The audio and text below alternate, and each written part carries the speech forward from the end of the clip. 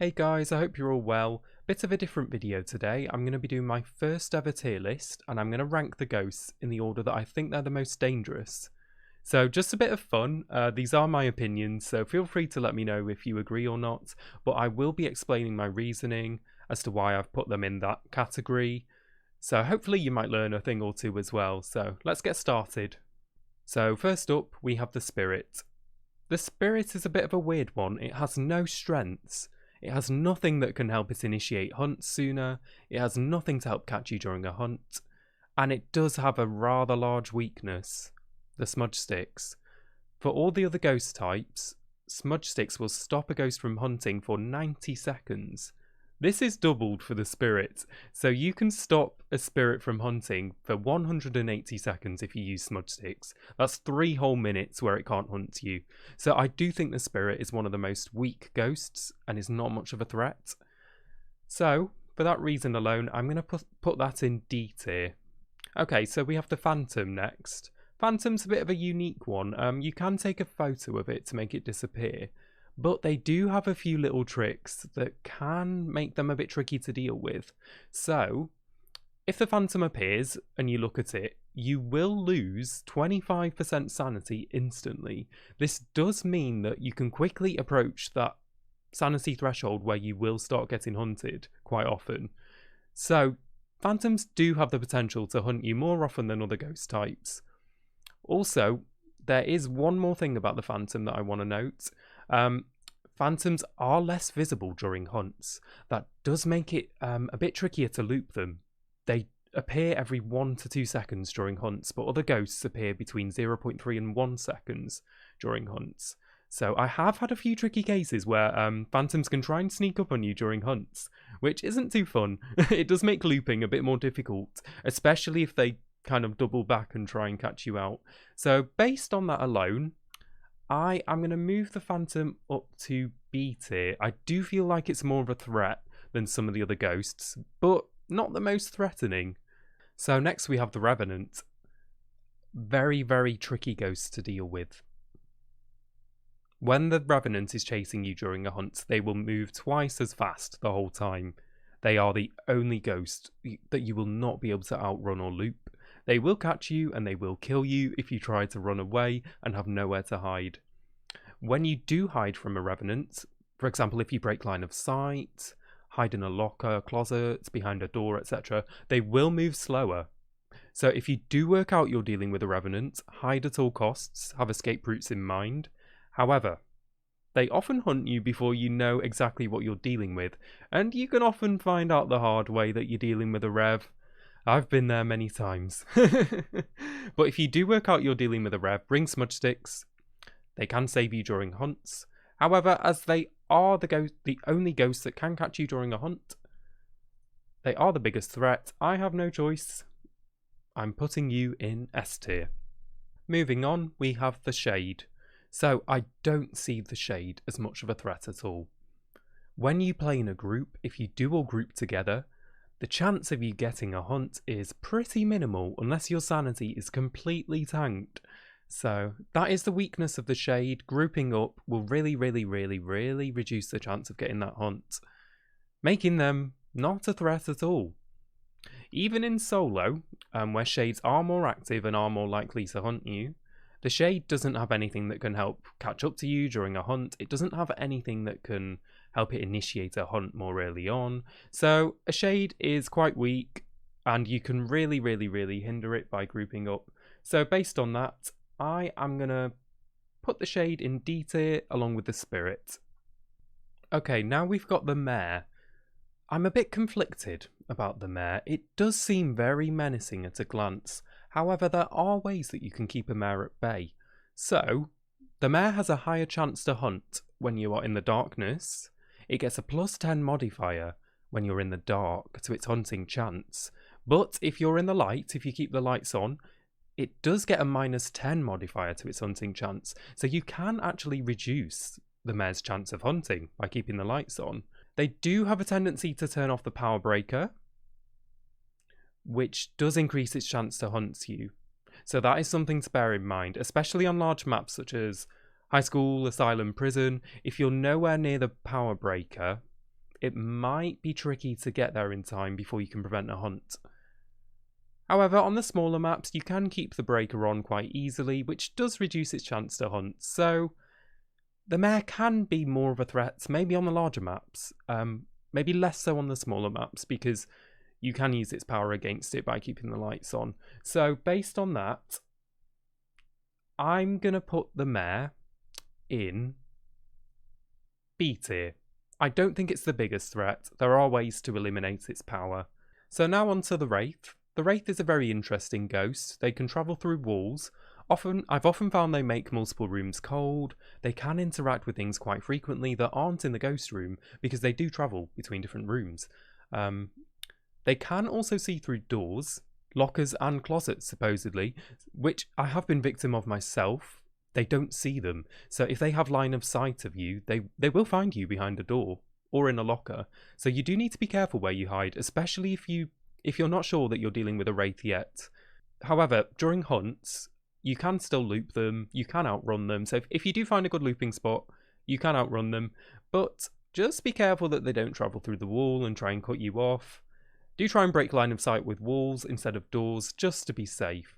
So they can be slightly tricky to deal with if you don't know you're dealing with a Wraith. So based on that alone, I'm going to move them up to A tier. I do feel like they're more of a threat than some of the other ghosts. Now we have the Banshee. Personally, I do see the Banshee as quite a significant threat. So the Banshee ignores the normal sanity hunting rules. Technically, they can initiate a hunt as soon as you walk in the building, which I have been victim of before. I believe it was about 30 seconds after I entered the building, I got a hunt, which kind of made it obvious it was a Banshee. Banshees also have the ability to navigate to their targets, because they do target one player at a time and will continue hunting them.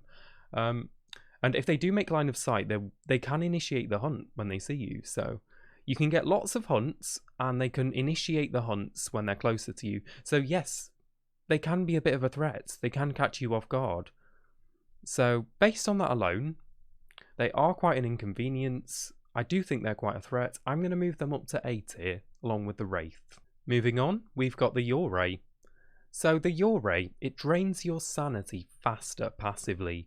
For all other ghost types, when you're in the darkness and you're out of the setup time, your sanity will drain at approximately 7% a minute. This is doubled for a Yurei. This will be 14% per minute. So, your sanity can appear to drain rather fast, which may mean that you might get some more early hunts. However, this is quite obvious, and you can normally work out you're dealing with a Yurei. Leaving the lights on will really slow down the rate at which your sanity drains, so you can combat this quite easily. You can take sanity pills, and even if a hunt starts, the Yurei has nothing to help catch you. You can loop them quite easily, so you can counter the Yurei's power quite easily using pills, leaving the lights on. So based on that alone, I don't see it as much of a threat. So therefore, I'm going to put Yurei in C tier. Okay, so now we've got the Jinn. A slightly threatening ghost, but I do think you can counter it quite easily. So the Jinn's ability is that it will move twice as fast if it's more than 4 meters away from you, which is quite scary to see during a hunt. You might think you've got a Revenant for a second, but when the Jinn gets within 4 meters of you, it will slow back down to the normal ghost speed, so you can carry on looping it as long as you don't panic and walk into something. Totally not done that. So, and also if the Jinn uses its ability within 3 meters of you, you will lose 25% sanity. Quite a lot. So you do have potential for early hunts. You can strip the Jinn of its power, however. It can only use this ability if the power breaker is turned on. So you can turn the power breaker off. It won't be able to use its ability at all. However, Jinns have been rumoured to be able to turn the power breaker back on by itself, so this isn't a foolproof strategy.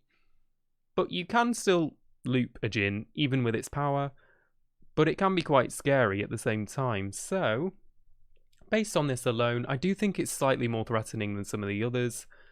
I believe the Jinn deserves to be in B tier. So now we've got the Demon. The Demon will hunt you more frequently than other ghost types, that's its strength. This is because the Demon has a +15 modifier to its hunting chance at all times, which means that you will probably get hunts slightly earlier with the demon than other ghost types, and when your sanity does start to drop, you can probably expect to get more frequent hunts. However, the demon does not have anything that can help catch up to you during a hunt. You can still place crucifixes once you found the ghost room, which will prevent it from hunting if it tries to initiate it in the ghost room, giving you time to get more evidence or do your other objectives. So, extra hunts with a demon, I see them as more of an inconvenience more than a threat, because it doesn't really have anything to help it during a hunt. So, based on this alone, I believe the demon belongs in B tier. On to the penultimate ghost, we've got the Oni. So the Oni is very active when people are nearby. I do believe it gets a plus 30 modifier to its activity level when people are nearby and in the ghost room. So it will be more active, it will be more likely to give you evidence, which it may be more likely to help you complete your optional objectives depending on what they are. It will probably shriek at you more, throw more items, interact with doors, etc.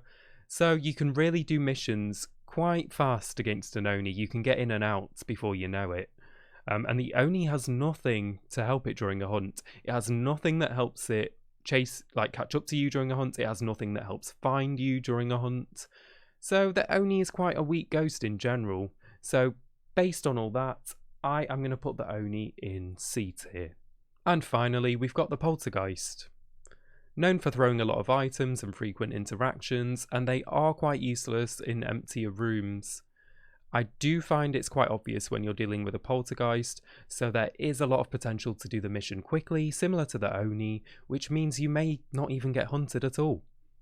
The Poltergeist does not have much going for it. It can drain your sanity slightly faster than some of the other ghosts, because when a Poltergeist throws an item, you will lose 2 times the sanity, depending on how many items were thrown. So if it throws 1 item, you will lose 2 sanity. If it throws 2 at once, you will lose 4 sanity, for example.